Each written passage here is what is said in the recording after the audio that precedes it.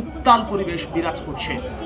গতকালকে শুরু হওয়া আন্দোলন একেবারে মুহুর্মুহু অবস্থায় রূপ নিয়েছে এবং এই আন্দোলনের ফলশ্রুতিতে নেপালের অবস্থা খুবই খারাপ হয়ে গেছে। এই মুহূর্তে আমি বসে আছি সেই হোটেলটাতে, যেই হোটেলটাতে আছে বাংলাদেশ জাতীয় ফুটবল দল। কিছুক্ষণ আগে এখানে বসা ছিলেন জামাল ভুঁইয়া সহ, হাভিয়ের কাবরেরা সহ পুরো টিমের সদস্যরা। কিন্তু বাংলাদেশ টিমে কিছুক্ষণ আগে টিম হোটেলের বাইরে আন্দোলনকারীরা হামলা করতে আসে, কারণ এইটা হচ্ছে একটা ভিআইপি হোটেল। সেখানে হামলা করতে আসলে সেখানে হচ্ছে বেশ বুঝিয়ে শুনিয়ে তাদেরকে আটকানোর চেষ্টা করা হয় এবং ফুটবলারদের দ্রুত উপরে পাঠিয়ে দেওয়া হয়। গতকালকে শুরু হওয়া আন্দোলনে আমি সরাসরি আন্দোলনের স্পটে গিয়েছিলাম। শিক্ষার্থীরা যখন আন্দোলন করছিল শুধুমাত্র শিক্ষার্থীরা ছিল।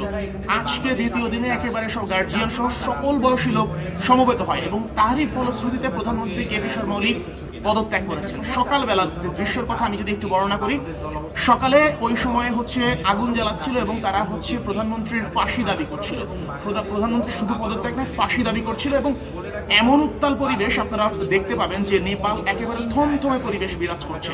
নেপালে আমরা থামেল এরিয়া হচ্ছে মূলত আপনারা নিশ্চয়ই যারা নেপালে আসেন বা নেপাল সম্পর্কে ধারণা রাখেন, থামেল হচ্ছে ওই এরিয়াটা যেখানে ট্যুরিস্ট এরিয়া। গতকালকে আন্দোলনের কোনো চিহ্ন ছিল না, ট্যুরিস্ট এরিয়া, শুধু ট্যুরিস্টরাই থাকে, যেদিকে বার বেশি, ক্যাসিনো বেশি এবং হচ্ছে নাইট ক্লাবগুলো বেশি, ওখানে ট্যুরিস্ট এরিয়া।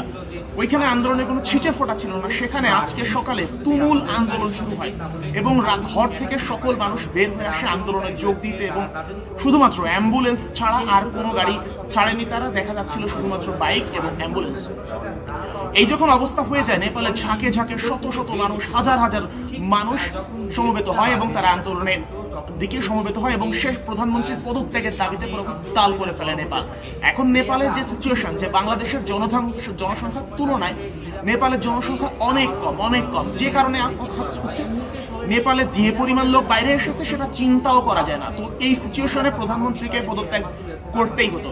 নেপালে আমরা জানি যে নেপালে কিন্তু সরকার পরিবর্তন হয় খুবই দ্রুত, 1 বছর 1.5 বছরের মধ্যে সরকার পরিবর্তন হয়ে যায়। কিন্তু এই ধরনের আন্দোলন তারা নেপালে দেখা যায় না এবং নেপালের আন্দোলনের প্রথম দিনে 19 জন নিহত হওয়া এটা আসলে বিরল ঘটনা। তো এই সিচুয়েশনের মধ্যে আসলে প্রধানমন্ত্রী পদত্যাগ করেছেন এবং কেউ বিজয় মিছিল করছে বাইরে।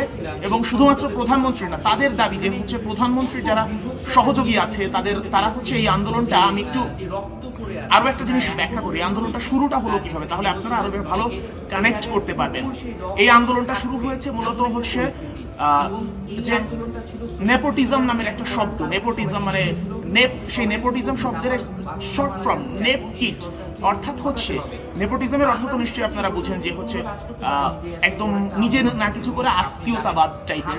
তো এই আত্মীয়তাবাদ অর্থাৎ হচ্ছে নেপ কিট নাম দেওয়া হয়েছে, অর্থাৎ যারা হচ্ছে ধনির দুলাল যাদেরকে বলে, যারা হচ্ছে যাদের বাবা দুর্নীতিবাজ, দুর্নীতির টাকায়, যে বাবার দুর্নীতির টাকায় যারা চলে, তাদের বিরুদ্ধে মূলত তাদেরই সমবয়সী শিক্ষার্থীরা আন্দোলন শুরু করে। এই আন্দোলন দমন করার জন্য নেপাল সরকার হচ্ছে ফেসবুক, ইউটিউব সহ সকল সামাজিক মাধ্যম বন্ধ করে দেয়। এরপরে শিক্ষার্থীরা আরো বেশি ক্ষিপ্ত হয়ে যায়। তারা ভেবেছিল যে গভর্নমেন্ট ভেবেছিল যে সামাজিক মাধ্যম বন্ধ হয়ে গেলে সামাজিক মাধ্যমের আন্দোলন বন্ধ হয়ে যাবে, কিন্তু সামাজিক মাধ্যম বন্ধ করার পর সেই আন্দোলন সামাজিক মাধ্যম থেকে চলে আসে রাস্তায় এবং তারই ফলশ্রুতিতে নেপালের প্রধানমন্ত্রী কেপি শর্মা ওলি পদত্যাগ করতে হলো তাকে। আরো আপডেট জানাবো। আমি আছি বাংলাদেশ দলের টিম হোটেলে নেপালের কাঠমান্ডুতে, সেই কাঠমান্ডু, নেপাল।